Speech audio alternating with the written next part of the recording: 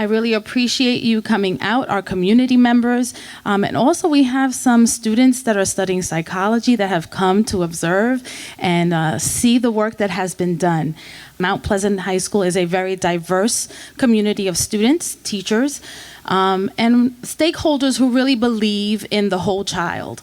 About a year and a half ago, I received a call to ask me to provide access to the school for a docuseries that was being created about the impact of anxiety, mental health as it relates to social media, technology, use of cell phones.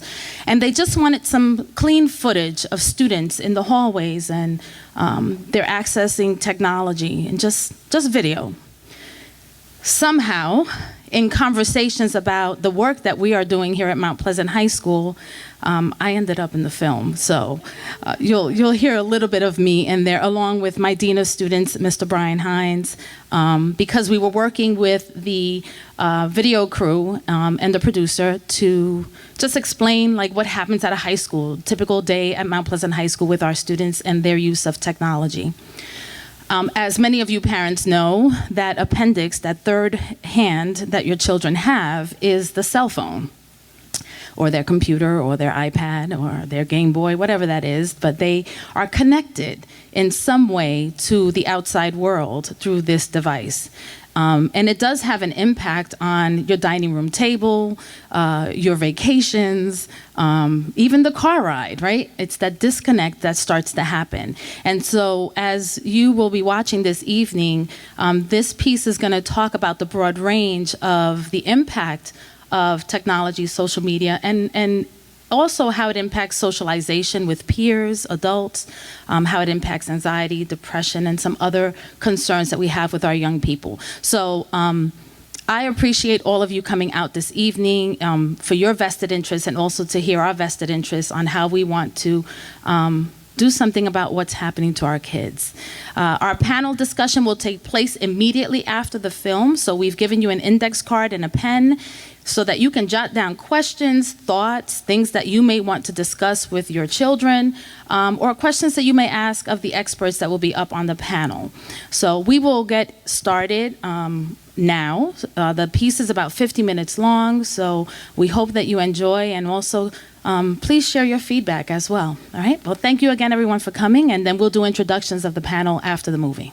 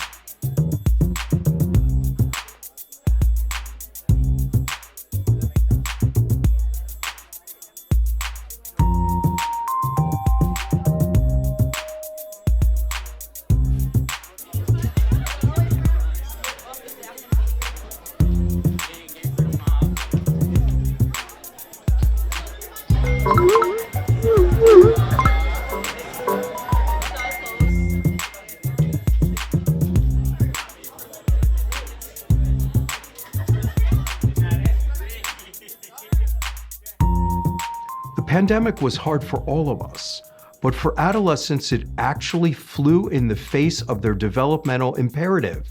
They're designed to get independence, and we restricted them, to form relationships, and they couldn't, to mark milestones, and they didn't. So without a shadow of a doubt, the last few years have been a crisis of human connection, and the adolescents are paying a price. The pandemic made it very challenging for all. I think there was an onset of anxiety, stress, depression. As an older sister, I had to take care of like my younger siblings. So trying to make sure my little sister's in her Zoom class on time and trying to make sure I'm in Zoom class, but also making sure the baby's fed.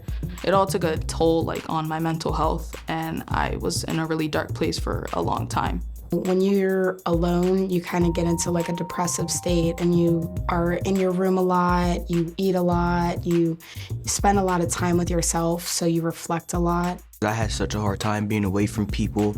I lost myself, didn't know what I was going to do, didn't know what the outcome of COVID was going to be, wondering if I was going to lose somebody close to me because of COVID. Students were in isolation at home, and so they weren't really socializing. Social media and text messaging or IMing was their direct contact to each other. Many kids, unfortunately, rely on school as a safe space, rely on their caring adults in school to provide them with not only love, but food and predictability. So I think COVID has certainly been, not completely, but certainly played a significant role in producing additional stress. I think we're really still in the midst of our response to the pandemic.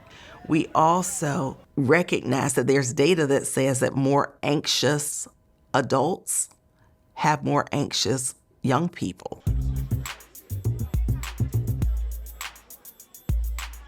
We should come at everything with a new lens, knowing that people come to us with an invisible backpack. You know, children, if you could unzip that backpack, you might see parental domestic violence. You may see a loss of a loved one. You may see the stress of parents fighting over food on the table or gas in the gas tank. Or you may have someone who is actively witnessing guns and violence right out their window. Regardless of what anyone has gone through, what they have been exposed to, whether we call it psychological adversity or adverse childhood experiences or trials and tribulations, it can be overcome. But it takes caring, nurturing, consistent adults to make that happen. How do we know that there's a mental health crisis? Because young people are speaking their truths. This could be the generation that leads us into a future with less shame or maybe no shame or stigma around mental health.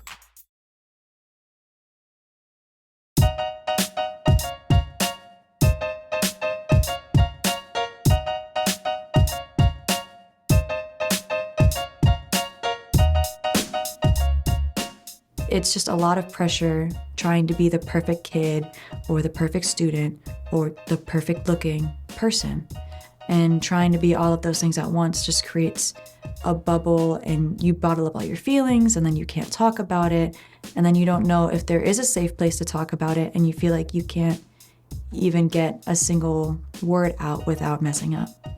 And I think that that causes a lot of anxiety in people, and that they don't want to say anything, they don't want to speak out at all, because they don't know what's safe and what's not. So I live with my grandparents. My mom's in a different state, and I don't know my dad. So, and plus I'm the youngest, so like out of 4. So like none of my siblings graduated. So I feel like I'm going to be the one to graduate, and I'm trying to like make a change and break the curse of the family. So I'm like trying to do this, do that, do everything. So like I wouldn't be like them. Like I'm always stressed about school. Like before COVID, I wasn't stressed about it at all. I was just there. I did everything. And like after it hit and we started going back, I just couldn't do what I used to be able to do. Growing up as an African American, it's either be smart, get good grades, and have a bright future, or go down a predetermined path of gang violence, drug abuse, and incarceration. So it's almost like a pressure to be smart. And then once you are there, it's like, how do you stand out? How do you make yourself different so you can get the positive, you can get the good narrative that they'll set for you? There's so much wrong with today. I mean, you walk outside and some people feel scared, and you walk into a store and some people feel scared. That's not something you should have to fear in today's life, but it's a thing. Around where I live, there's a lot of gun violence, so it worries me, you know, just like going to sleep or like something happens or, you know, to my family. But around school, fights and stuff, that it makes me anxious a lot when I see a fight go down or something, especially when it's one of your friends. It kind of hits harder, it makes you more anxious. I'm just worried about like not knowing what to do in life after I graduate, like not knowing what I want to major in or going into that major and figuring out that it's not right for me. I couldn't have the privilege to go to college since I couldn't get FAFSA. I couldn't get financial aid. Kids are anxious nowadays because of stuff that's going around, like whether it's politics, whether it's home life, school life, or any of that. It's really worrying them because they're seeing like many stuff happen in their community on social media, especially with the school shootings and stuff.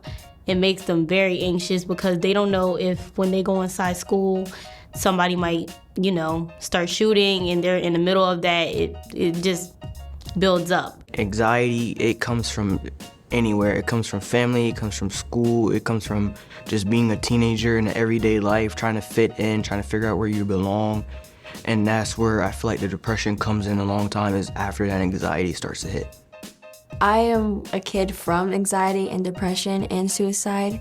I did attempt a few times, but I had family there who tried to help me out and brought me back, and I had a great therapist. It was hard during COVID time because people were getting laid off, so I had multiple therapists. But my therapist today has been so helpful for me and has shown me what life would look like on the brighter side. And I think that's what people need, someone to show them the brighter side.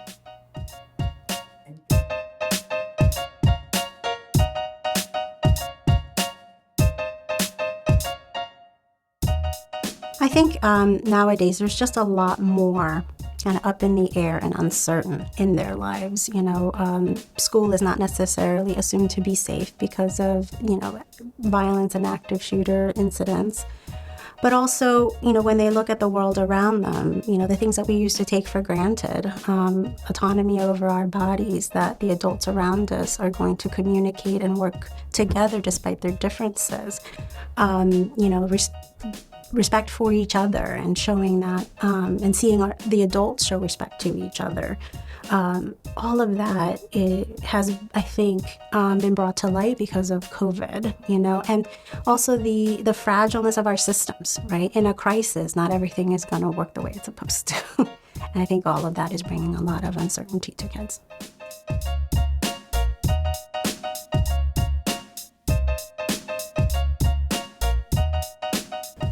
I mean, I don't trust nobody. Only my mom, and then I don't trust nobody right now. Cause if I wasn't have friends, they could have sent me back to Haiti. So I don't really have friends. I got people I talk with, I hang out with, but they not my friend. I know that. God say that you don't got no friend. Cause when they get in trouble, you gonna get in trouble too. I trust my friends. I trust my family. I trust myself. I trust my intuition and my judgment. In terms of other people, I have a very small circle of people that I trust. I trust my mom the most. I trust my Aunt Ashley. Yeah, she trusts her, and like the school fam, like I kind of made a bonding with the school fam right now, and it's like they do everything, like every event I have, they're there. I don't really trust people. Maybe my dad mainly, because I'm pretty close with him. Like, I tell my dad literally everything. I feel the safest at home because I feel that's just, I'm there majority of the time, and I know that I'm safe there with the people I live with. I really trust my cousin. She has been with me since my young age. Who do I not trust? That's the more important, because I trust just about everybody. My friends, I surround myself with a good friend group, so I know that they would never try to expose anything that I talk to them about. I know I feel safe, and of course, counselors at school and everything, and my family, not only my parents that I live with, but my whole family, my grandparents, everything. I feel very safe with them. I talk to them about everything. Don't wait till you see your child in crisis or having some difficulties.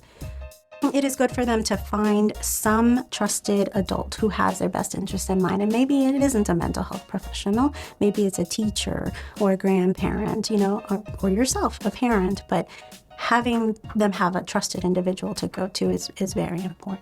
When we're sounding boards for a young person who's struggling, we're communicating a very powerful message. And the message we're communicating is, I think you got this. I think you're the expert in your own life.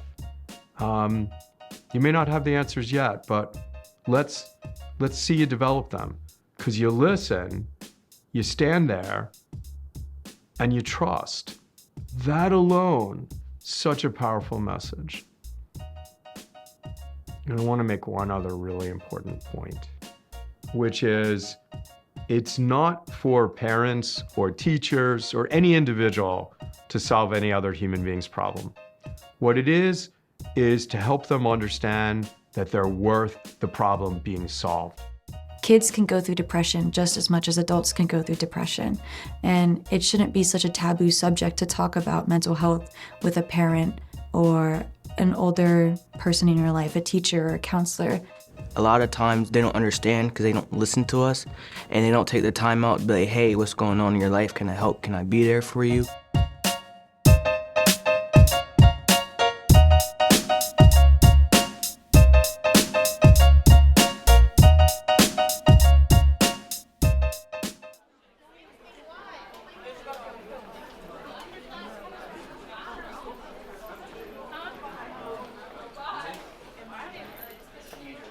The brain, typically, according to research, grows until mid to late 20s.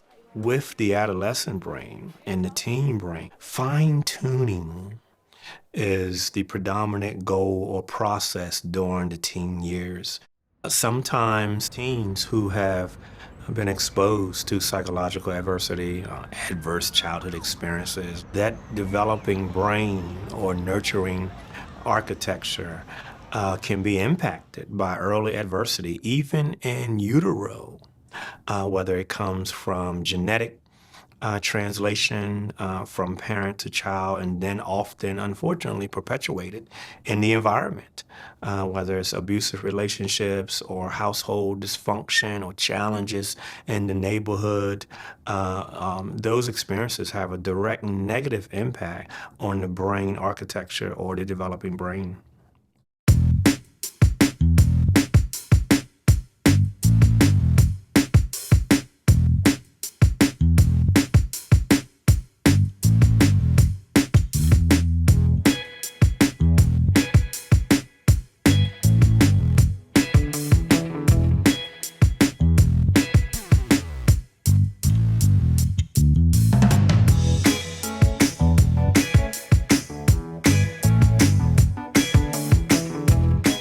Adolescents are particularly emotionally brilliant. Their emotional part of their brain is on fire. The thinking part of their brains are also developing super rapidly, but at a little bit of a lag compared to their emotional selves. So the question is, what kind of communication do you use? Do you use what's called hot communication, which is condescending and angry, or even overly joyous? Once you turn on the adolescent emotional brain, they just keep going. Or do you use the kind of communication called cold communication, which is actually deeply warm, but where you recognize them as experts? You're a sounding board. You enjoy that, but you're not over the top. And you're never condescending. When you use that kind of communication, the adolescent emotional brain stays quiet, and you're talking to someone with rational ability. So again, it's about us knowing how to interact with adolescents. Teenagers, their brains are so plastic that they can learn to cope through many different hardships in their lives. But what we put forth as parents is really what's going to help with that resilience, right? Giving them that space to express themselves, to be who they are. Parents meeting them where they're at and helping them to grow rather than just, dumping expectations on them. Well, I love and spent much of my career working with adolescents. And I think what's really important to remember there is at a time when the students feel like they can be independent and the research suggests that they're looking at their peers as influencers, we know from the data that that's the time that they need us the most. And so building strong relationships with adults, recognizing the power of just one adult can mitigate or buffer the adversity in a child's life is so important.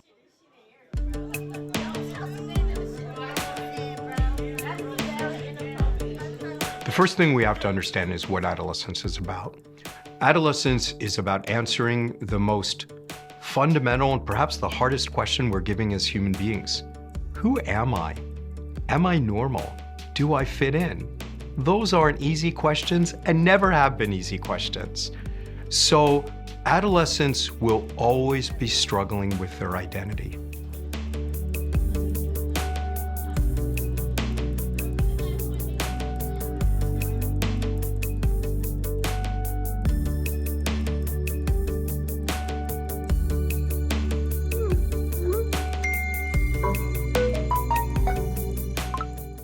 What adolescents will often do is compare themselves to each other to see what's normal. Say, who do I want to be in comparison to that person? Do I want to be more like that person or nothing like that person?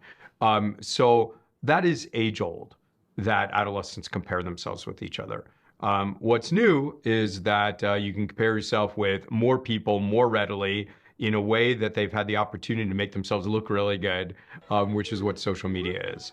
And what that means is that you're actually getting a false notion of other people, right? You might know that you put on your own makeup and know that you don't look quite as good without makeup, but you forget that the other person's done their makeup too. You might know that you do your own filters to make yourself look better on the picture, but when you're looking at someone else's picture, you kind of forget that they've done the filters too. So we're always comparing ourselves to things that aren't real. And that's what we're seeing in social media now. I would scroll through social media and I would see like all these models or like people I follow, friends that are like, oh, you know, they're pretty and stuff. And sometimes it like got me into the mentality like, oh, why don't I look like that? Why can't I look like that? I used to look up and see all these skinny girls and be like, oh my God, I want to be like her. She's so pretty. Try new makeup routines. I would go and I would, you know, go try these new diets or try these workouts, and when it would all fail, I would binge eat, and then I would do it all over again and just go back online and be like, oh yeah, I'm gonna start this, I'm gonna work out, I'm gonna be healthy, I'm gonna be just like them. I don't compare myself that much, but I'm like, I do a little bit like, if I had that type of hairstyle or that style of clothing, maybe I'll catch attention. You may not want to be who you are right now, but you see somebody, you're like, yeah, I want to be like them. No matter, like, you know, how bad it takes to get to that spot, like, you still want to be like that person. I see a lot of my friends, you know, they're jealous. They're like, oh, you know, she has prettier hair than I do, or she looks better, and it's just, it really drains you mentally. People be able to see everybody, what they're constantly doing, people putting on fake faces and looks. It makes you think, well, should I be that way? Is that who I'm supposed to be? Do I need to change myself to fit others, you know, idea of who I should be and what boys or girls should be? I completely see the points of comparison that causes a lot of distress, especially in girls my age and even way younger. You're trying to fit this image of being pretty enough, being good enough, wanting people to like you, wanting people to look at you and be like, oh my God, she's so pretty. It's more like you want that confirmation. I used to also be obsessed with likes and such, but now I just kind of realize that it really doesn't matter because no one really cares, and it's just really stressful if you do care.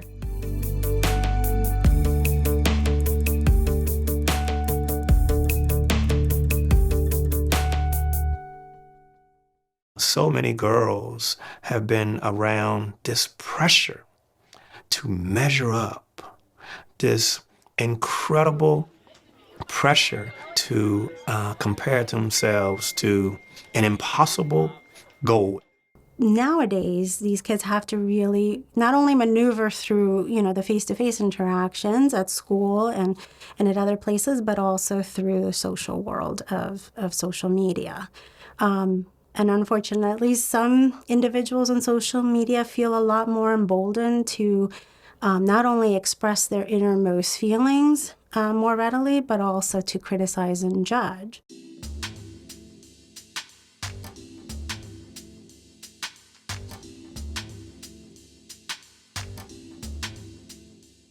It's easy to say things online, especially to people that you don't know and that you know you're never gonna know. Cyberbullying I've seen so far is mostly between like girls who wanna fight or argue.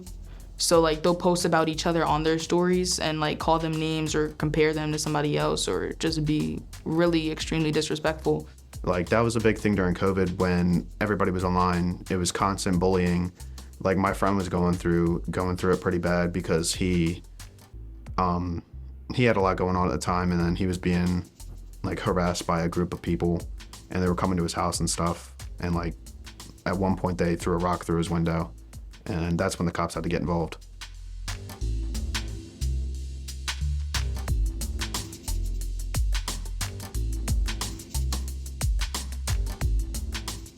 Younger girls look so much older, or trying to look so much older now too. And it seems to, I don't know how to say, like, confuse people, but it seems to make the world like the girls are growing up a lot faster than they should be.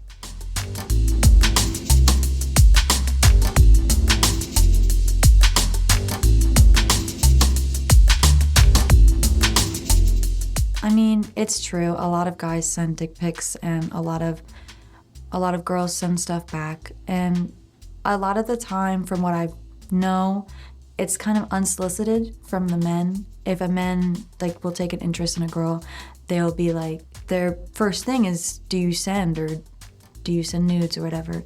You know, they go and do it because they trust the guy, and then it ends up backfiring because sometimes people share that information and then it's out there with everybody else.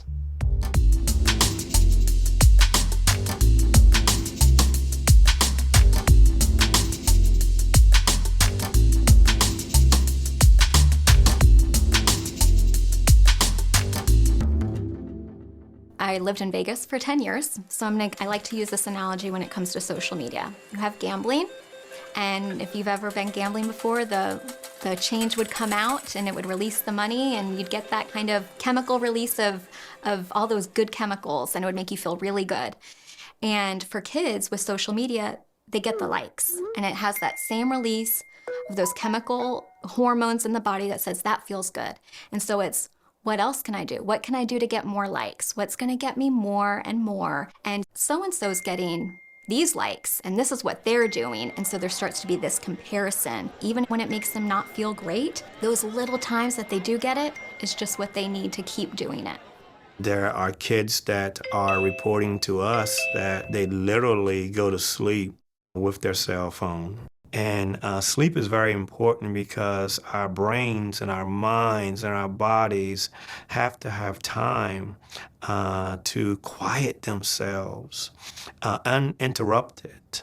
There's many studies that speak to a number of hours that a teen should be able to experience, the same for adults. And when we're not having that type of consistent accessibility to the number of hours of sleep that we need, it directly impacts our ability to concentrate, our ability to focus, our ability to retain information. It impacts our social inclusive relationships. So sleep is so important. Okay, so when I go to sleep and I wake up randomly in the night, I do click on TikTok. That'd be the first thing I click on because I'm just like, it's very addicting.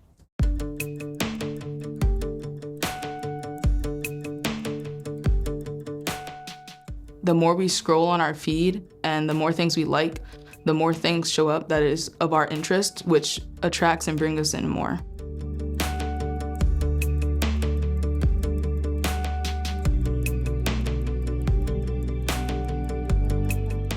I'm on my phone maybe 2 to 3 hours a day because I'm constantly busy with work and school and stuff.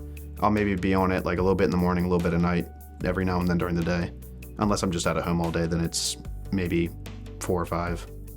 Probably majority of the day because like I'm not doing anything. Like I'm trying to well, yeah, I'm trying to like work and everything. So I'm trying to so pretty much all day if I'm not doing nothing else. I usually get 7 hours of sleep, but I know while I'm awake, I'm on that phone. I'll say I'm on my phone most of the time during the day if I'm not doing anything productive. But I'm like on Instagram, I'm on it about like maybe an hour or two a day, just scrolling and looking at things. And then there's TikTok. I'm on that more than Instagram. I like Instagram, talk to my friend, make group chat, watch fun video. That's it. I'm on social media a lot. I don't know how many hours per se, but probably half of my day is spent on social media. It's kind of bad. I try to keep it to like maybe a couple hours, but I have been on it, 4 hours, 5 hours a day, and it's insane. But I'm mainly like on Instagram, so I don't get like down like the rabbit holes of TikTok, because you just go on there and you can just be going for hours and hours and hours, and it just really drains you mentally. I would probably be on my phone like 8 hours a day, 9 hours a day. If I can't use my phone, you check your watch, you check your notifications and stuff. So you're constantly checking, seeing if people texted you, so. I'd say my online presence is probably more than half of the day. So it encompasses whenever I'm not working or not doing something that requires my immediate attention. If it was possible, if social media could just go away, I wish it could, but it's something that we have to deal with, so I just use it anyway because everybody else uses it. And there's no question that this is part of the problem. But I don't want to make it too easy for us, number one, and I also don't want to ignore the benefits of social media. I want to acknowledge that for people who are otherwise isolated, for people who otherwise might feel alone, who might, when they're answering that question, who am I, and might think I'm alone, I'm the only person like me, social media is an opportunity to learn that you're not alone.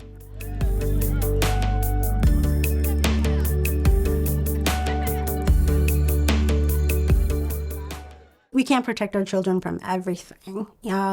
The most important thing is to know that, what world is your child living in, and how do you create that open lines of communication with your teen in order to, work on some boundaries and some problem solving together.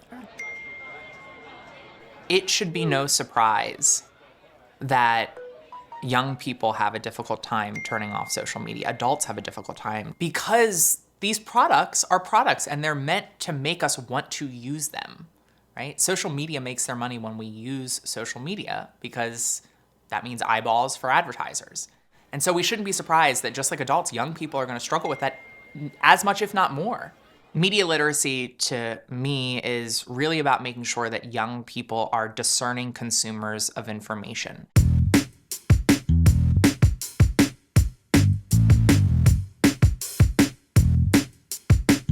And in the internet, that means being able to identify what's real news from fake news, what's hard news from opinion, what's news from advertising.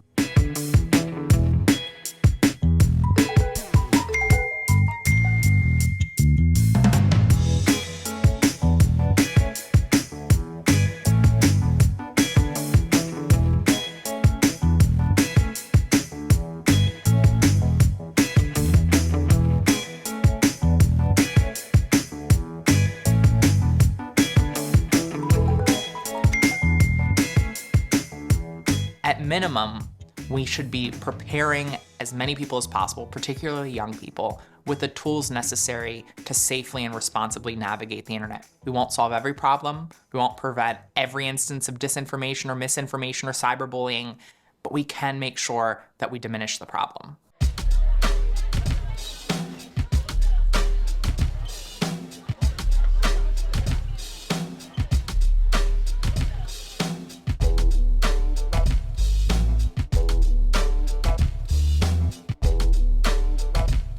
As the years have gone on, the level of communication, the understanding of the importance of communication has kind of diminished some. Students are attached to devices now, instead of being attached to the relationships that they can establish around them.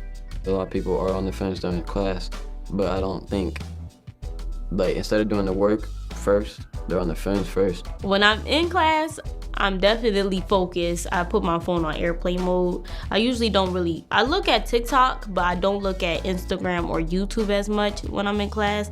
There's no way of taking it away. Controlling might be an option, but people have tried to control it and it just doesn't work. I do think it's addictive. I know a lot of people, like especially teens, say that, oh, I can go a day or two without my phone. But in reality, if that actually were to happen, they would go probably crazy because of how addicting social media is and how students are on their phones and stuff. There's a lot of parents, caregivers who want their kids to have phones so that they can make sure they're safe. A lot of the schools have policies. All the schools have policies. It's the enforcement of the policy that is really lacking. When our students came back into in-person learning after COVID, we were seeing antisocial behavior. We're big about collaboration and grouping, right? Students in the classroom, we want them to dialogue and work in groups. The students were refusing.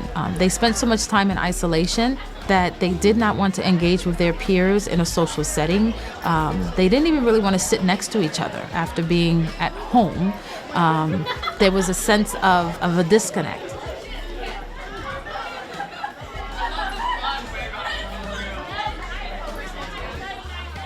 Concord High School had implemented the cell phone pocket holders and that it was pretty successful for them as a school. And one of our 12th grade English teachers decided to do a test with the students about why the cell phones needed to go into cell phone holders. So she asked the students to turn on their notifications on their cell phone and to put the phones on volume so that they would actually ping and ring every time they got a notification. She then set a timer for 5 minutes and she said to the students, we're going to track how many notifications you get in 5 minutes while you're sitting in class for instruction. And so the timer went on, and the pings started pinging. And one ping after another, imagine 30 cell phones in a classroom. By the end of the 5 minutes, they had over 100 notification pings that were distracting them from being able to follow instruction. And so the teachers shared this information with other teachers, and they in turn also did this in their classes. And it kind of made the realization for students like, yeah, my cell phone does distract me, and if I'm supposed to be writing an essay or completing a math quiz, well, I can't get that done because I'm constantly checking to, see what's happening on my phone. And that helped to kind of get them to understand, like, why are we doing this? I think it's definitely necessary, like being in the school for 4 years and seeing how much people are on their phones. I definitely, like, a lot of people are complaining about it, but I see why it had to be put in place. Every single classroom has a pocket folder. Every single teacher has been informed on what's expected. And what we're finding from them is the level of engagement is just significantly increased.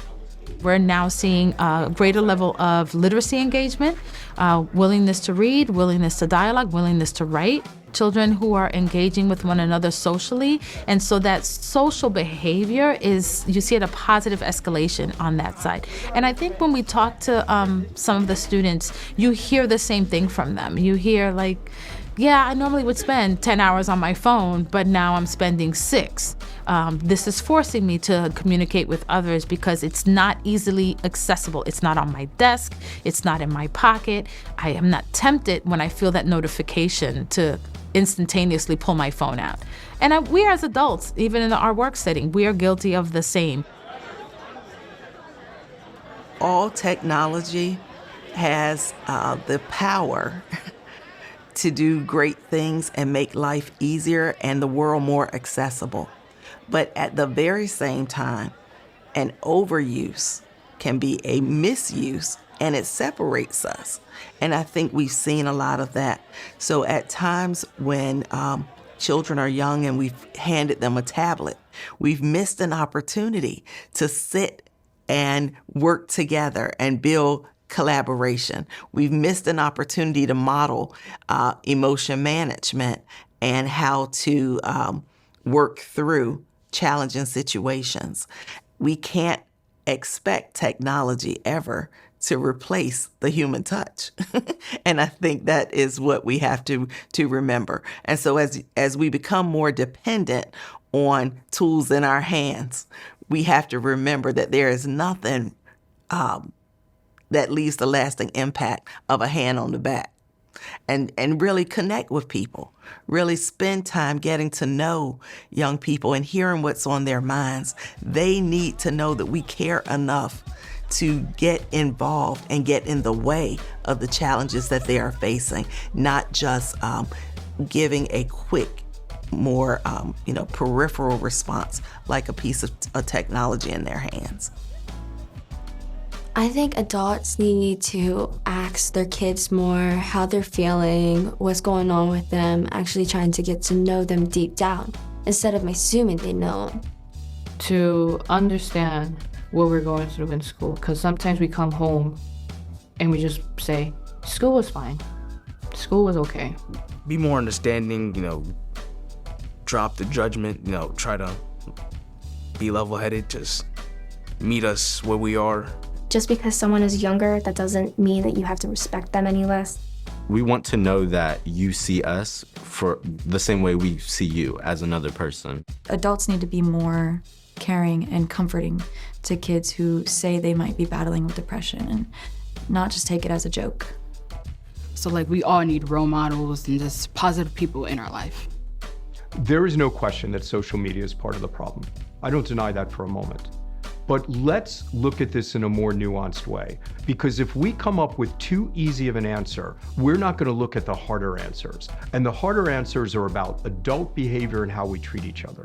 I would like adults to know that us as a people should do better for our future generations, for us now, that we don't have to live in fear and hate of each other, and we don't also constantly have to be at war or fighting with each other.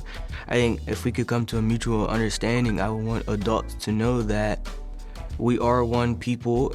We can come together in rough times. Why can't that be an everyday thing when we're there for each other and supporting each other instead of tearing each other down and hating on each other?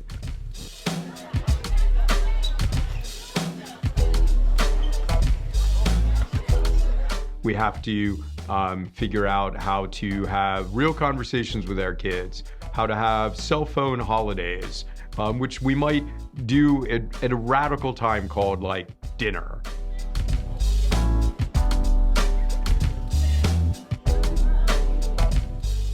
We also can make sure that young people can connect with each other without using a phone. That's called sports. Playing. There's a lot of things people can do where they have to communicate on the field or as human to human and not through a phone.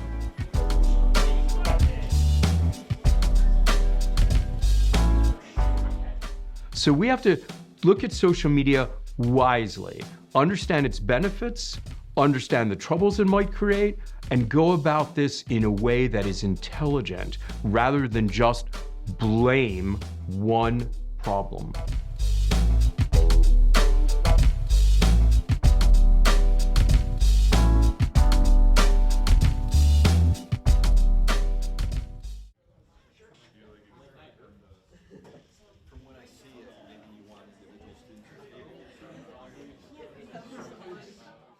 We have the internal coping strategies, self-regulation, self-soothing, the coping skills that we need. And then we have the external factor of resilience, which is connection to peers, connection to safe and trusting adults, community, hobbies, extracurriculars. And when we think about those external factors like connection and support, a lot of that happens at school. In terms of what I've seen with anxiety and stress in children, in Hudson, it was definitely there prior to the pandemic. It was already a problem. Then COVID came in and it supercharged it. In terms of what I have seen over the years, I do see a lot more students on anxiety, drugs, right, antidepressants, things like that. It's also an upper class community. There is a lot of expectations in terms of college, career, achievements, and things like that. There's pressure that parents put on each other, as well as the pressure that students will put on each other via comparison. The other thing in terms of what we're dealing with post-COVID, attendance to school has plummeted. Service Learning was a program that was started in 1999. It helps them build confidence and resiliency. One of the ways we do that is 2 days a week, instead of our class time, the students go out and they serve at a variety of agencies throughout our county.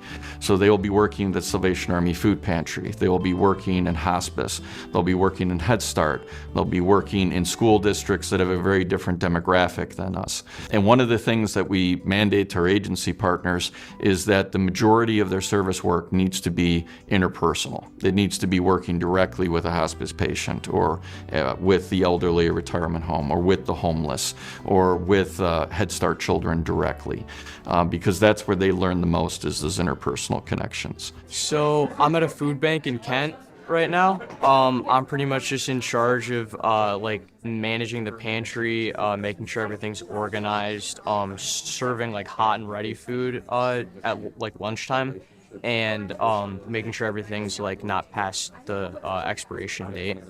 I mean, even prior to this, I was more so like scared of how they would perceive me being from a privileged area, but they have way more things that they have to worry about. So I mean, it really made me not only feel bad about how I was like worried, but just make me want to help them and be more like motivated to be the best possible person that I can be while serving them, to make that part of their day as enjoyable as possible, because obviously it isn't that great right now for them. My site is the retirement home in our community, Laurel Lake, and I just love it there. I am the tech help, so I go to their individual apartments and I go and help them with their technology and any questions they have. So it can be as big as, how do I fix my printer, how do I connect it to my computer, or how do I send an iMessage on my phone. And ultimately I get to talk to them and build relationships with them, because the questions are usually only 5 minutes of the 20 minutes that I actually go to see them. And so I get to hear about their kids or their family, and it's just great to be able to build relationships with them, and just getting the chance to talk to people who I don't normally get to talk to is a really cool opportunity. Lovely, absolutely lovely. All right. I'm very proud of you for all the connections you're making. I'm at a nonprofit in Akron, which is called Grace House, and it's essentially a hospice home for people who can't afford an able caregiver. So usually that means people that are homeless, and our mission is just to give everybody a death with dignity. Everybody gets the care they deserve. I'm at the middle school working with students with special needs and disabilities, and I spend most of my time with a 6th grade class, but I also have a 7th grade language arts class that I help co-teach. I love it so far. It's the biggest confidence booster. One of the little boys, Will, he loves Taylor Swift, and I do too. And there's a song called Gorgeous, and every time I come in, he gives me the biggest hug, and he goes, "You're so gorgeous." That's how the song starts. With the biggest smile, and it's just, I love it. It makes me so happy. I leave with a smile on my face, and I never complain going to the site. It's just so fun. And I love that the fact that like through service, like on service learning 2 days a week, instead of just sitting in school doing classes, which I mean, it only gets you so far in life. I'm actually socializing and like learning from experience rather than just learning from a textbook. Arlen, can you tell me about your service work that you're doing down at the elementary school and a student that you're helping? I'm working with a kid named Cesar. He's an immigrant from Mexico, and he doesn't speak any English at all, or very minimal. And since I'm in AP Spanish, I've got the seal of biliteracy. I'm not the best at Spanish, but I'm the best they could get, so I'm helping him basically I'm just a person he can talk to, so he has a break from having to think in English. He's a cool kid. He's funny, he's nice, and he seems to really like me too. He talks to me all the time, but like he doesn't know, because of COVID, he didn't even go to school in Mexico, so he doesn't even know how to read in Spanish either, or very, very little. And it's just cool to see him progress. Like, he's starting to read in Spanish. I've seen him say, "How are you?" and things like "thank you" in English. And it's just fun to see that stuff. So Ellie, can you tell me about your service site or your work with? Yes, I'm at McDowell, which is one of our elementary schools, and I'm with a kindergarten class with Miss Fenimore, and I am having the best time. I work with these kindergartners on a daily basis, like in the afternoons, and it's really about like building individual connections with them and learning what's best for them to like like thrive. I've been able to learn so many new skills that have really built a lot of confidence for me. And like, I feel like if you're more confident, you're less likely to have these anxious thoughts, anxious feelings, because you feel better prepared to handle anything that can come your way. Even if like I've never done anything like it before, even if it's terrifying and I don't think I'm gonna be able to do it, knowing that I can do it, like I've proven to myself I can go in, try something completely new and come out of it successful has really meant a lot to me. One of our young ladies about 3 years ago, her hospice patient that she was visiting, she could tell that day was actively dying. She was not going to make it through that day. And she called us back at the school and said, Mr. Bach, Dorothy's not going to make it, and her family's not going to make it here in time, and I don't want to be alone. Can I stay, talk to her math teacher? Can I stay and, miss math class to be with her? And of course, the math teacher, without doubt. And that girl was with her till, I think, 6 hours later to when she passed, holding her hand the entire time, just holding her hand and being there. And that was one of the best teaching moments ever for that young lady and anything we would have in these four walls of this high school.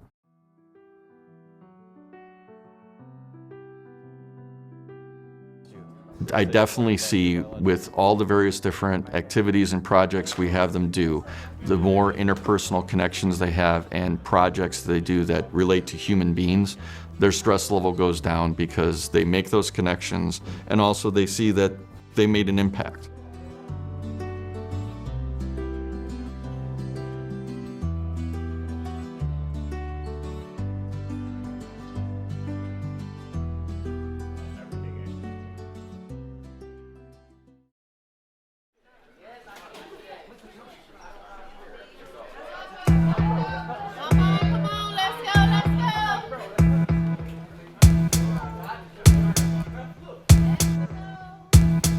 You know how your child is and what their personality tends to be like. When you start to see a shift in that, let's say you always see a light in your child and all of a sudden you're seeing that light dim, that's a time, to take that as an alert and seek help.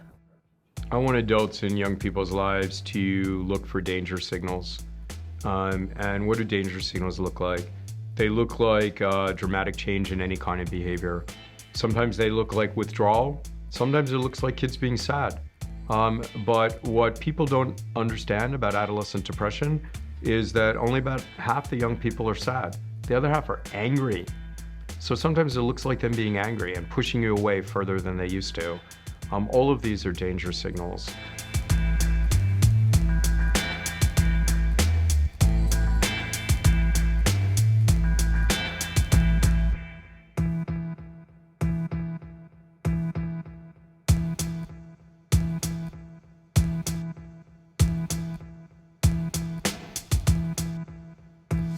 Let me speak to every adult out there, loudly, clearly, and without question.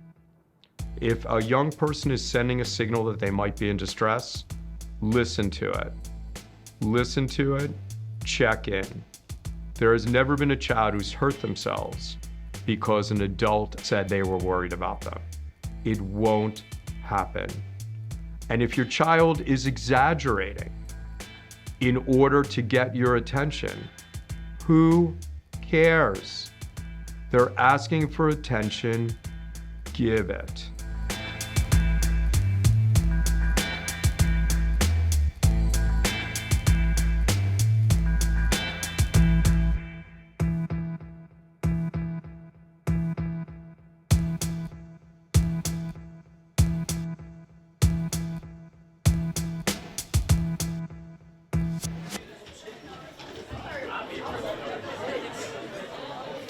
We want to make sure that we have screening strategies, surveillance of early warning signs, so that everyone in our school community is able to differentiate typical from troubled behavior so we know when to intervene.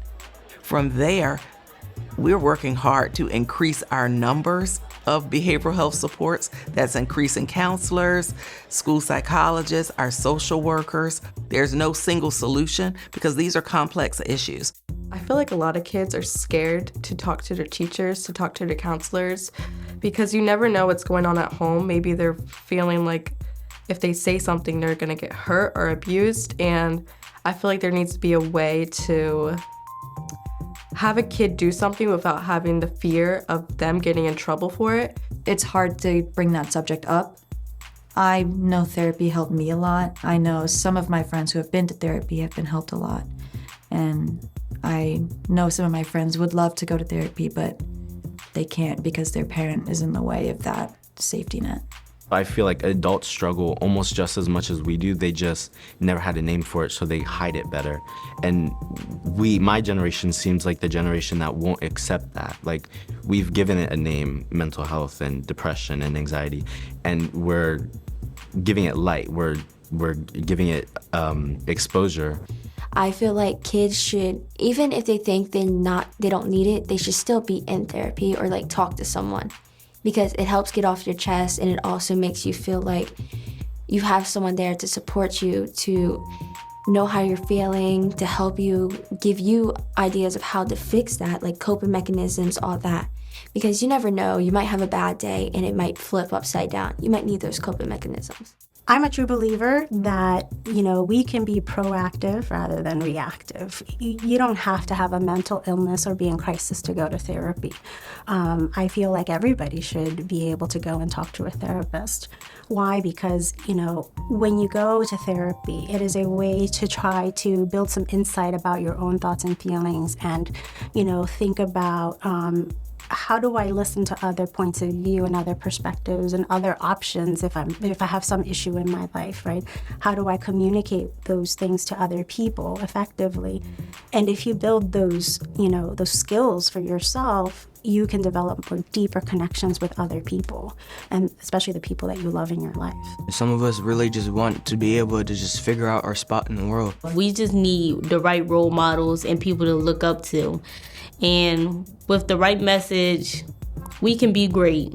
I think parents are to be respected. They have one of, if not the toughest roles ever known to mankind in terms of being a dad, a mom, or any other parental role in a household. I think parents have to also be respected of all the other stress and responsibilities and expectations that they have going on in their household. I think sending a strong message that your behavior, right or wrong, does not dictate how I love you, how much I love you, how much I respect you, and how much I'm going to be there for you. And I think that is a wonderful start in building those trusting, nurturing, predictable, caring relationships from parent to child.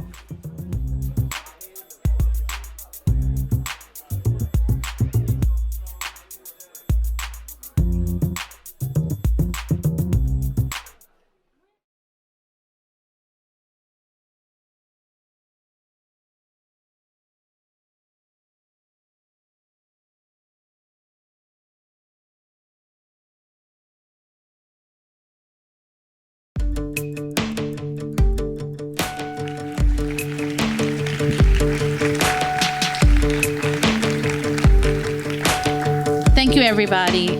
We really appreciate your engagement. I am going to introduce to you Cheney Yates. She is a senior here at Mount Pleasant High School. She is going to help collect any questions that you may have. You are welcome to ask a question with the mic if you would like, but we know sometimes people are mic shy. So Cheney will be facilitating collecting any questions that you may have or bringing the mic over to you so that you can ask questions of the panel. We're getting the panel set up, and then Cheney's going to introduce the panel members. They will join us on the stage.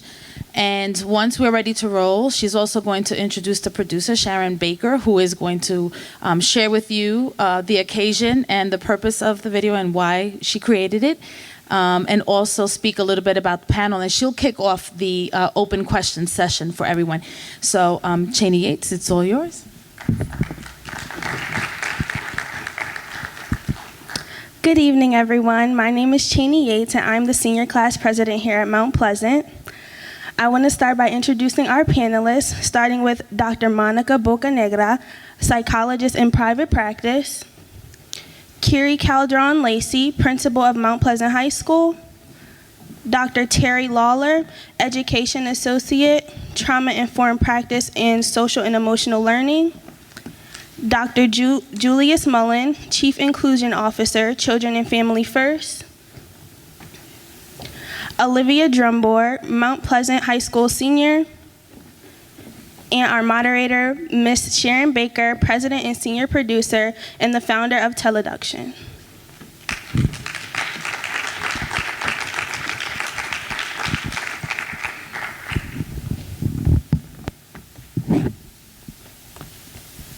Thank you, and thank you so much for coming this evening.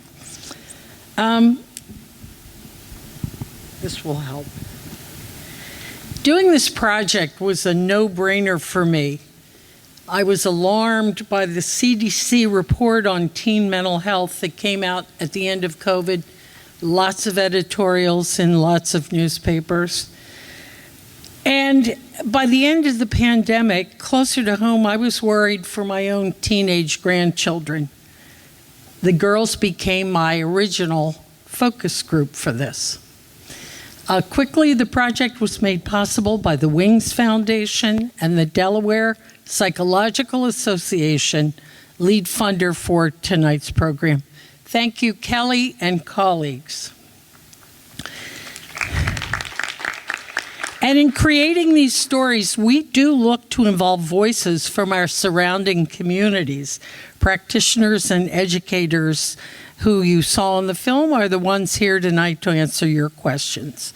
And finally, I would like to offer our gratitude to Mount Pleasant Principal Kiri Calderon-Lacey, her colleagues, and the students here for providing a terrific backdrop.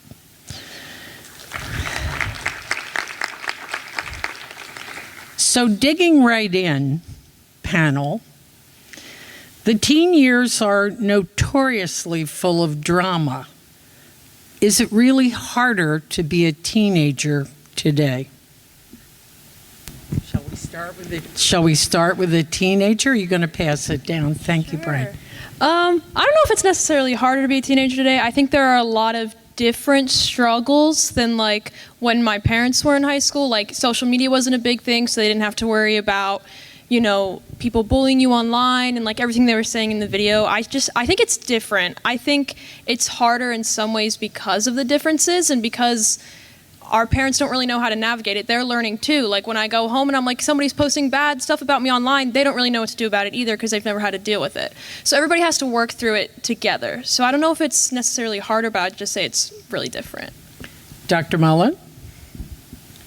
Wow, I don't know if I have anything to add to that. By the way, did we introduce Olivia? Yeah. Okay, good. You might have seen her cameo in the film. So. Yeah, I certainly high five Olivia. I think she is right on point. I think certainly there are conversations around these challenges being worse, particularly everybody's talking about post-COVID, which certainly have highlighted the stressors. I can't think of a more provocative stressor than finances around parents and how those types of stressors lend itself to in-the-home parenting, responsiveness, being able and available to spend time with kids, noticing different challenges that the amazing documentary talked about as far as a human connection from parent to child. I think because of those challenges that Olivia talked about and COVID and ongoing financial pressures, for real, as my daughter would say, has certainly heightened the challenges from parents. Thank you. Wow, awesome things said already, especially starting with Olivia. I would say that the unfortunate disconnection of families and community contributes. So while it is absolutely challenging, I think generations past had a lot more more of a village connection around them. And I do think social connection makes a difference. And so if we could encourage families, caregivers, all of us to come out of our garages, right? Come out of our silos and talk to each other. There's another family experiencing what you're going through, and you don't have to go through it alone. Excellent. I kind of differ a little bit about the when and where. I think COVID intensified the accessibility that cell phones and social media had already exposed our children to. I have 21-year-old and 18-year-olds, and they had access to cell phones in 6th, 7th, and 8th grade before COVID. And I think there's an instantaneous accessibility that started creating that disconnect of socialization early on. And I think COVID intensified it because of isolation. And because of that, it's reconnecting students to real life experiences, engaging experiences that is the focus in schools. And I love the film's reflection on Ohio, it was, right? Where children are getting engaged in community and partnerships, real life tactile experiences that are forcing them to connect. And I think schools are working towards that, but the third hand, as I referred earlier today, is something that is real, and we have to constantly work around that. Hello, everybody. Thank you for coming out tonight. I want to stress that even though I think your answer was wonderful in saying that, it's not harder but different. I don't know. For me, I feel like when we were young and we were growing up, we only really had to deal with the social world in person, and that was hard enough as we're trying to figure out like who we are and how we compare to others and who we want to be like.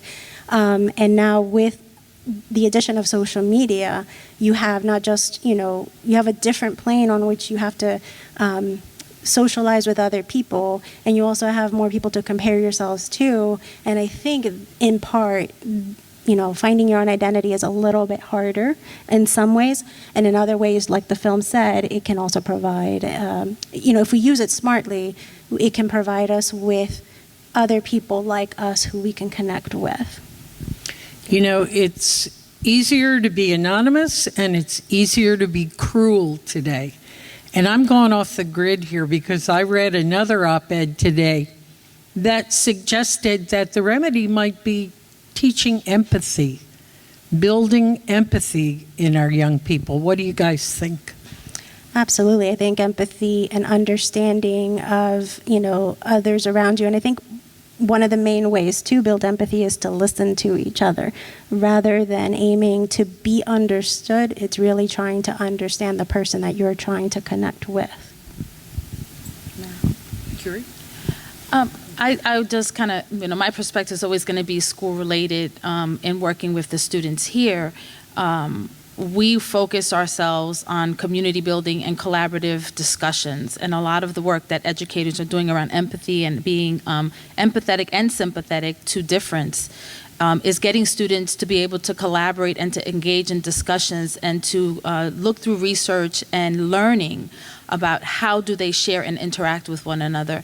And we're teaching empathy by the diversity that we have in our building and how we engage our students in collaborative groupings and organization. That's huge for us. We always say that you cannot jump over the adults to get to the kids. So if you want to teach students empathy, you have to begin with adults demonstrating empathy. And I don't know that we see a lot of that or examples of that in our society and on the news. And so building self-awareness and understanding of our own emotions, perspective taking through social awareness, putting yourselves in other people's positions is how you build empathy. And so we have to start at those roots so that we get the fruit that we want. It's funny, I have a favorite brother, and whenever I'm complaining to him that someone's been mean to me, or he says, "Stop, would you want to be that person?" And that always sort of, stops me in my tracks. We don't know what people are going through. We don't know them till we know their stories, right? And that's a great segue into my response around this construct of empathy, because I think there is also a science-driven perspective around empathy, a brain science in particular. To your point, if babies are born into stress, and babies are born into repeated stress even when they are born and come into the world and start to live more stress, that makes it much more difficult for children to possess this value and this sense of morality around being empathetic.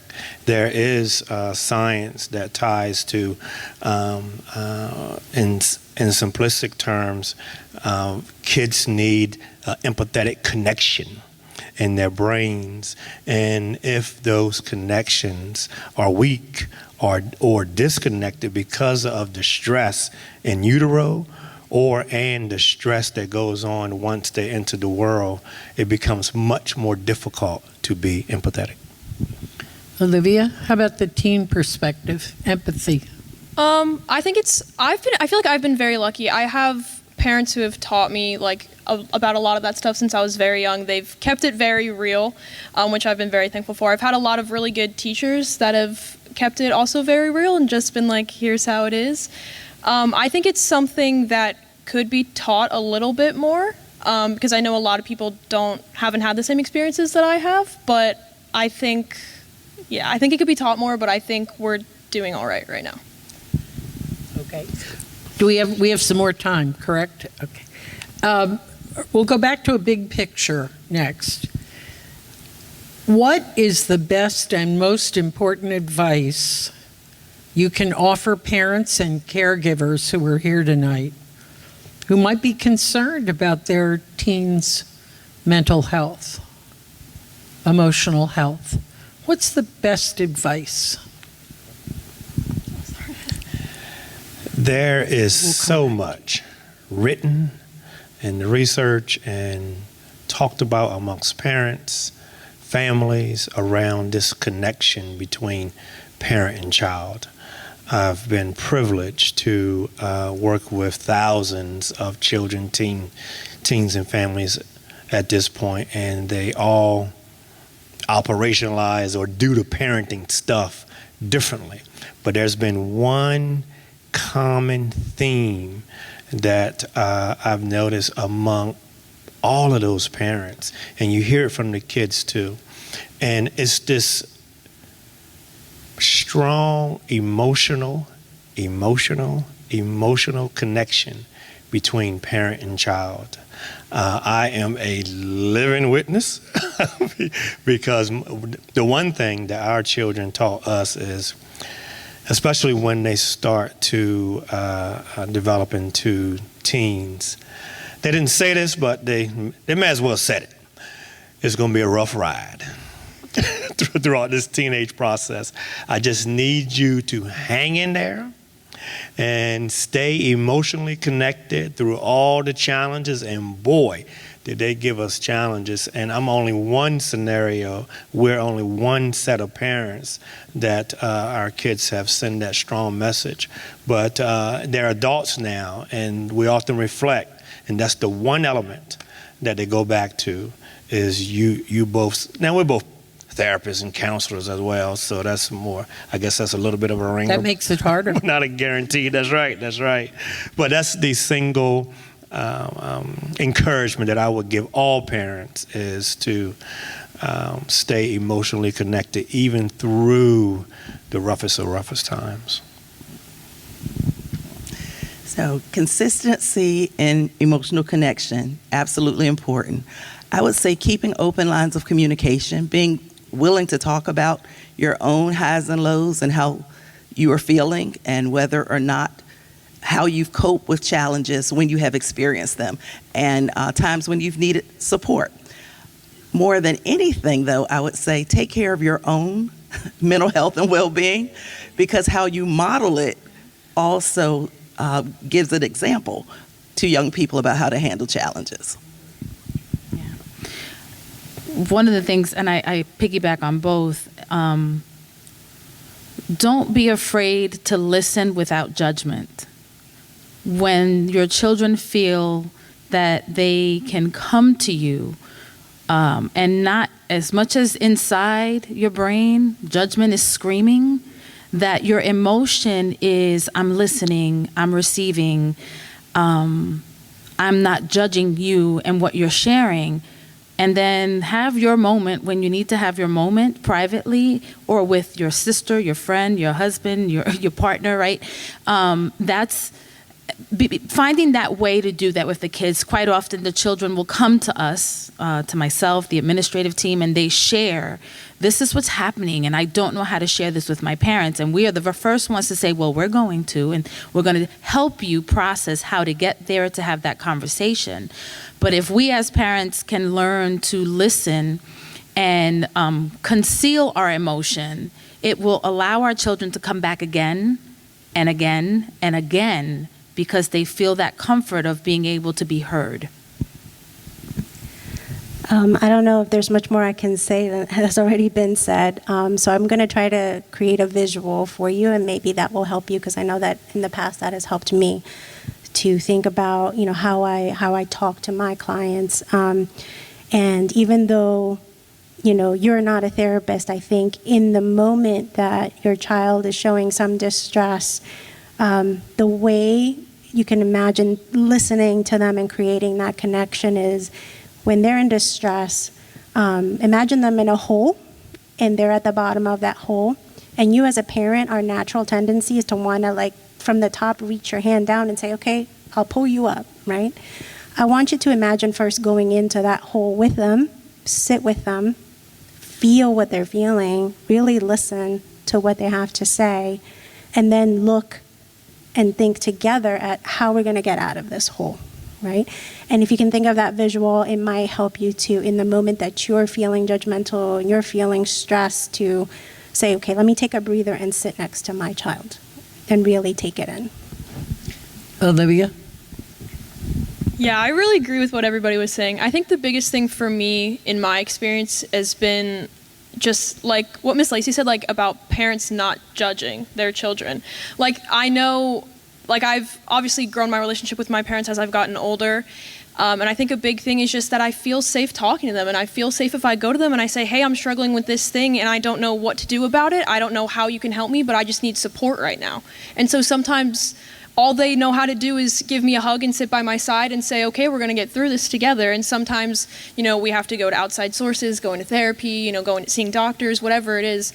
I think it's the most important thing you can do for your students or your children or whatever it is to just support them in whatever they're going through, even if you don't know how.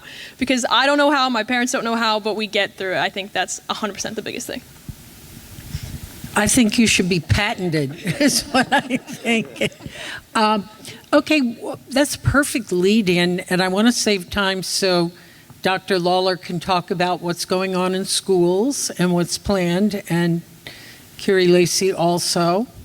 But when is it time, you've listened, you're engaged emotionally, but something in your brain says, this is more than I can handle. When is it time to seek outside help? You can go.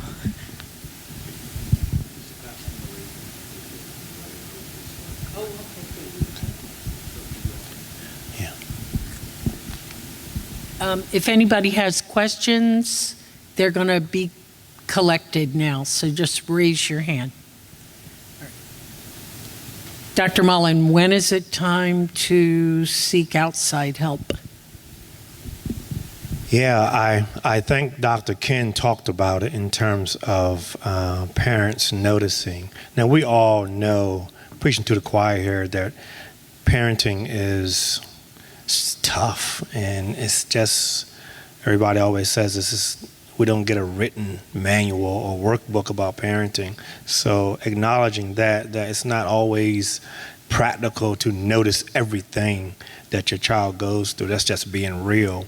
But I think there are some key indicators that Dr. Ken talked about in terms of if they are acting different than them normal selves, I think is very important. I mean, the usuals around increase in sleep, not enough sleep, doing drugs, doing alcohol, not engaging in activities that they're accustomed to engaging in, eating much more, eating much less, not enjoying the activities that they are accustomed to, staying isolated from their friends, all can be warning signs that could stimulate a conversation, thoughts of and talking about death and wanting to harm themselves, wanting to kill themselves, having those conversations.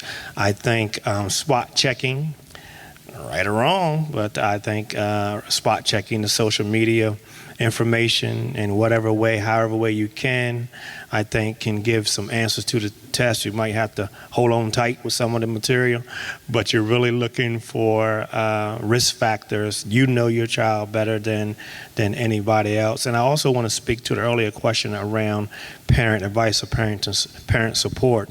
I think creating your sense of community and learn from each other. Nobody is over anybody in terms of being a better parent or not, because it's just defined so differently. But creating the sense of support. You talked about sisters and relatives and friends, and what do you do in this situation? What are you seeing? You can learn from each other as well.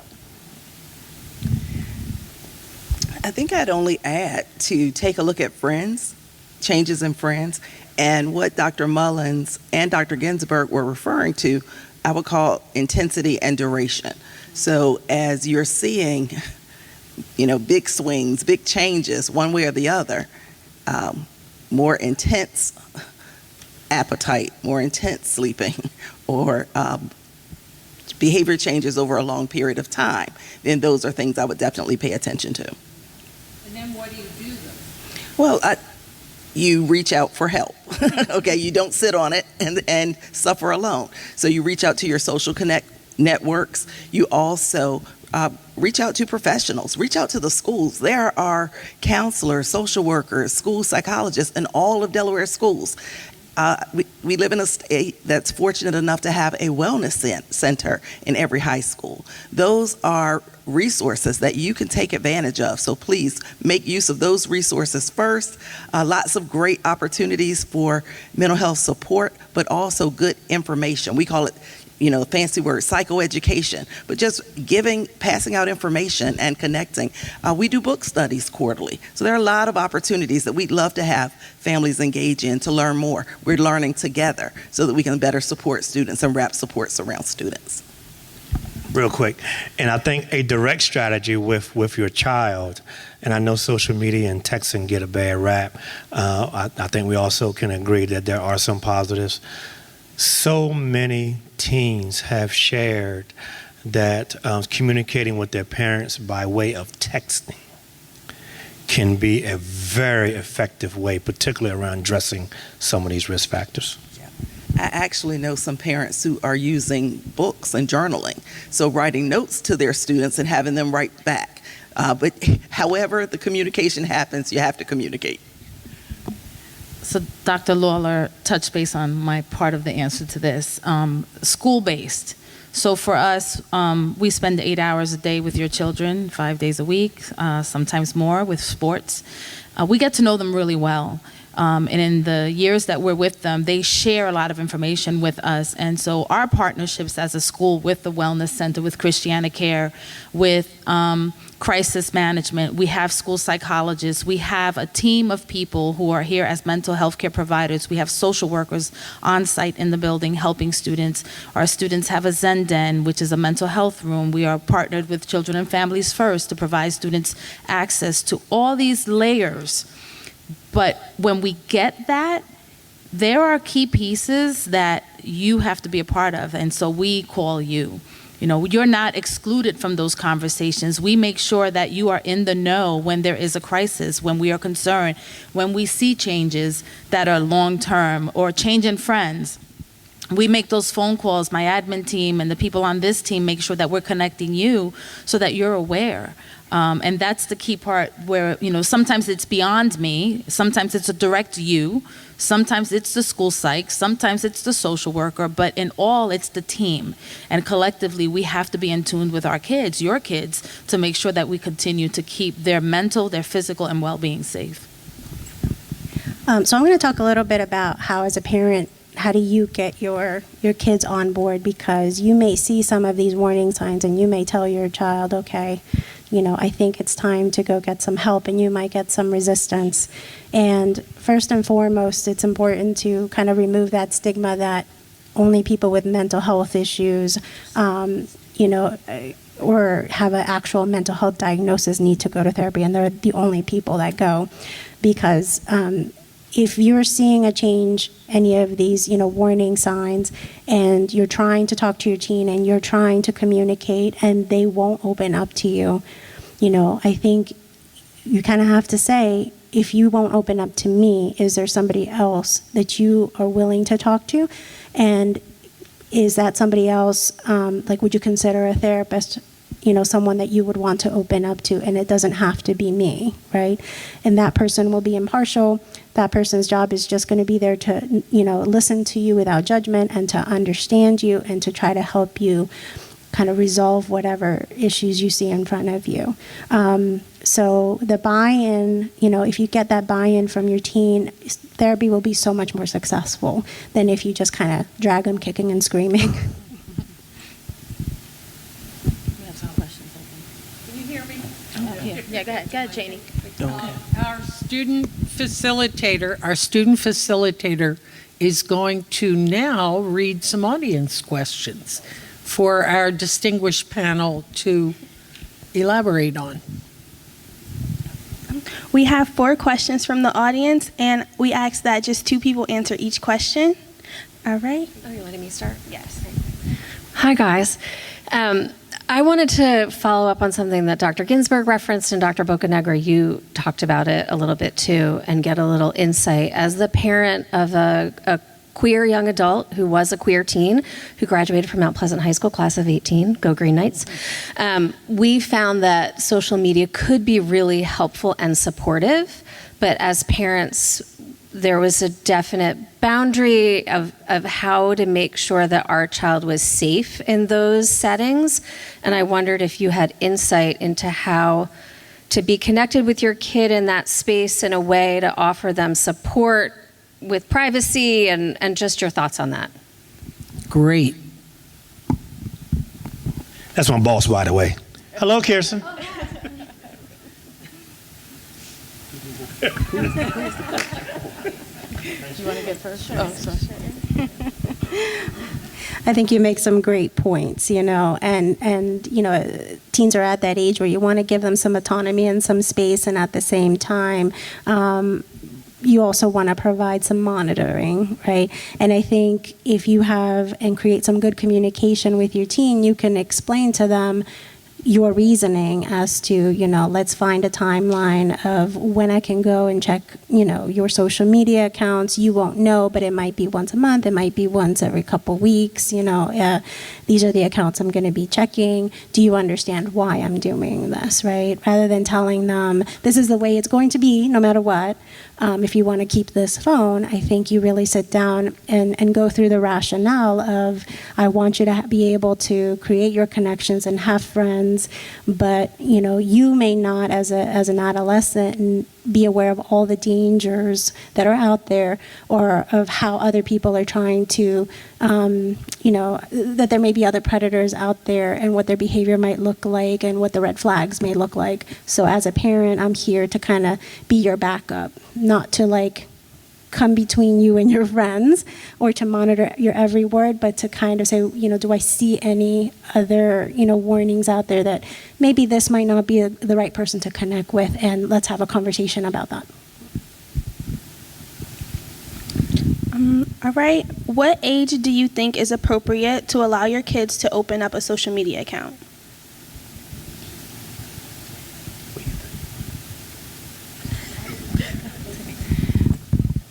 I'm going to say in hindsight, right? Because I didn't do this.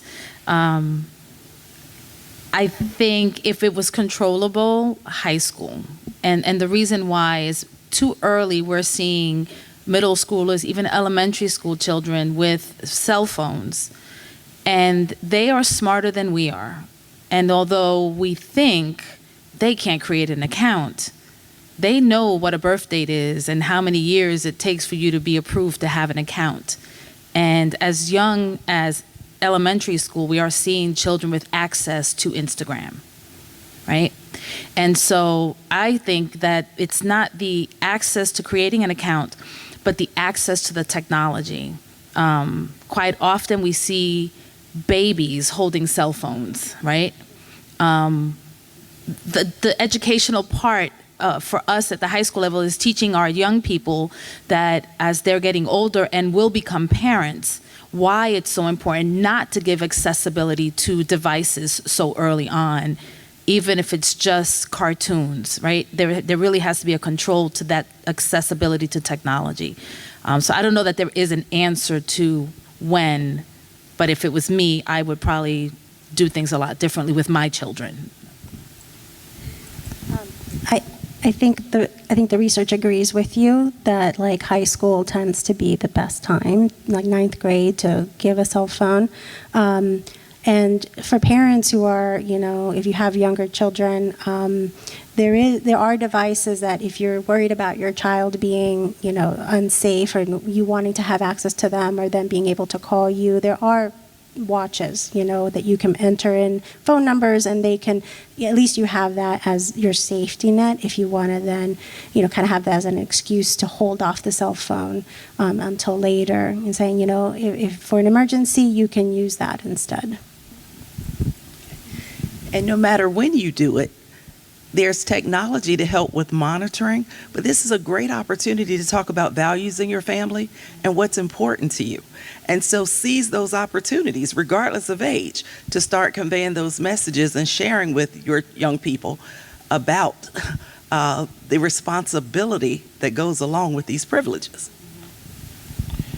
Yeah, we get that question a lot, and I mean, I don't know if I can say anything different other than I'm not sure there is an exact age, but I do know sometimes there is a distinction between numerical age and developmental age, and parents have the best seat in the house in terms of determining that, and I think that answer should also be part of your decision making, along with the tremendous guidance and advice that these wonderful ladies talked about.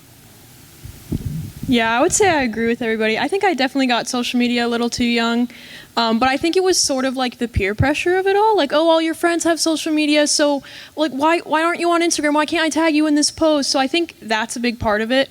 But I know even now my parents know my passwords to everything, and they have the right, as long as I live under their roof, to go on my social media at any time.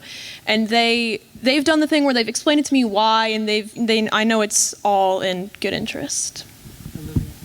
And it's this peer pressure amongst parents as well. So I just want to add that piece. There were so many clips that did not make it into this movie. And most of them were stories about things that weren't very nice and were extremely scary. And most of the time it was happening to girls trying to appear older, which is super easy with filters and so forth. So that's the next movie. What are the psychological effects of children having to act as adults before their time? For example, having to take care of younger siblings.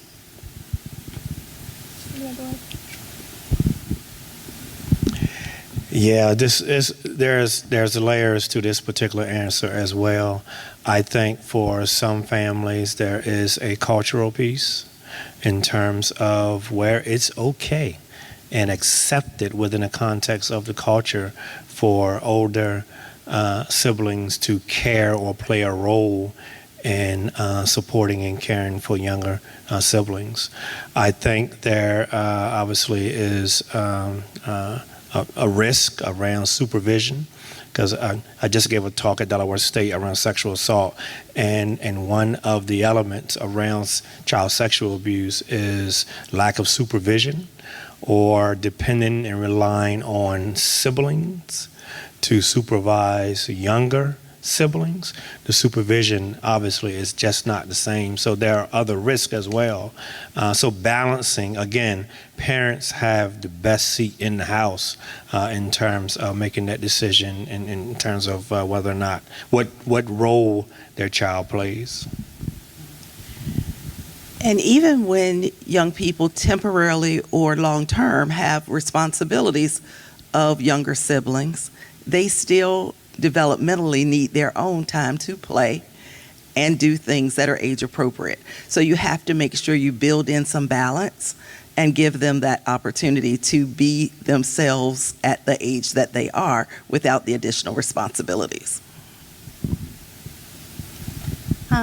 I guess one other note that I would add about parentification is just for the parent to be aware of what can happen psychologically to the child too, is, just like you have to allow them to be their age, what can happen is that the parent can first treat them as another adult, another support in the house, and then expect them to okay, now you're the kid and you have to listen to me. And that can be quite confusing for the child as well. So if you are in one of those situations, in some families, that's just the way it has to be, because a parent may have to work 2-3 jobs, and there is no other support. But you have to have a very honest and truthful conversation with your older child who has these responsibilities, and saying, what are the expectations, and when are you allowed to be, just a kid, and what does it mean, in terms of me always just being the parent regardless of whether you're helping me or not. I think the more explicit you are, it can be helpful for your teen to be accepting of that.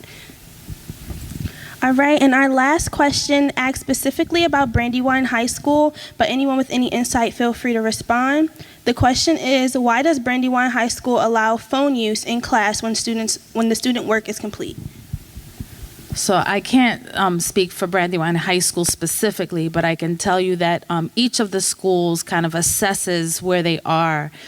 Concord High School made an adoption of the cell phone holders 2 years ago. We did not as a school last year, but had great discussion as a faculty around the impact of cell phones. We implemented it this year. I do know in my conversations with Brandywine High School's principal and all secondary principals, we share the good, the bad, and the ugly of how it's going, and implementation, reinforcement. And I know that the cell phone discussion has been a discussion that we've had. It's very hard to try something mid-year, midstream. We try to tackle things at the beginning of the year, which is one of the reasons why we didn't implement till this year. We have to tweak some things. I'm not going to tell you it's perfect, because it's not. But it's better, right? And so I do foresee that Brandywine will be instituting something, but I can't speak on their behalf. I have no response at all because of these experts, but it does remind me of a outside of school pattern as well, in terms of employers. How many times it seems like that employers also are just at a point where, go ahead, do your thing. As long as you're here, whether you're in retail, whether you're in fast food, any other type of job, as long as you're here and working and you show up for work, you can stay on your phone the whole time. When the customer comes, you deal with the customer. So I think there also are broader implications. How's it going, Olivia, with the phone monitoring here, putting the phones away and so forth? I would say it's almost the same as when the school year started. A lot of my teachers are still very, strict about it, and I think that's a good thing, because I think that we're getting a lot more classwork done than we normally would be. Great. And Mick, are you still here? Mick Austin. The kids can't connect with Vimeo and many other things, by the way, right? When they're here, that's blocked out. They're blocked out. Okay. I don't know how much time we have left. Dr. Lawler, what's the hot off the press news about K-12 in Delaware? Lots of things happening in K-12. I would say some of the exciting things happening in the behavioral health area are that we have a number of policies, practices, systems related to behavioral health and well-being for our students. And so we are working hard to make sure that we're building mental health literacy. Our adults are able to differentiate typical from troubled so that we can support young people in talking openly about their emotions, identifying when they need help, destigmatizing access to help, and making more help available. And so those are just a few strategies, but I think they all will help us build a healthier community. We welcome parents and caregivers into that work. Any professional learning that we offer to our educators, we made available to out-of-school time community members a few years ago. And so if you hear about something, a book study you'd like to participate in, PD that we're having, please join us. We love the opportunity to partner with you. We believe that we need a shared understanding of how young people develop, and that development takes place in a healthy ecosystem. And so we welcome you because we want to be a part of your home ecosystem, and we also want you to be a part of what's happening in schools. I guess I want to get a shout out to under your leadership. Has been absolutely amazing, and to have school leaders who are open to having external providers, whether it's mentoring, of course, I started to say shameless plug, but it's not. Children Famous First have a menu of options. We're not the only one. There are providers all over the state, whether it's family therapy outside of the school, individual therapy, mentoring, prevention services, trauma groups, and all kinds of school-based services, training that we offer. But it takes the leaders in each building, each district, and statewide to cultivate that type of environment. All right. I think we're over time, aren't we? Are we okay? One last question before we close. This question is specifically for Ms. Baker. How can we spread awareness about this project and share the video out so that we spread this nationally? I can send you a link. It's not on YouTube yet, but we'll post it up there, and anyone who wants to use it and send it around is free to do that. And we are breaking it down into bite-sized bits with little study guides to go with each bit for classroom use. So, wow, adults, we need to stop hating on one another, and we need to, start reflecting love. And it's really, I think Dr. Ginsburg was right. We're being watched, right? So, amazing panel. Thank you. Do you have something else you want to add here? Thank you so much. How fortunate it was for me, selfishly, to meet all of you and get your wonderful voices and expertise in the story. Just terrific.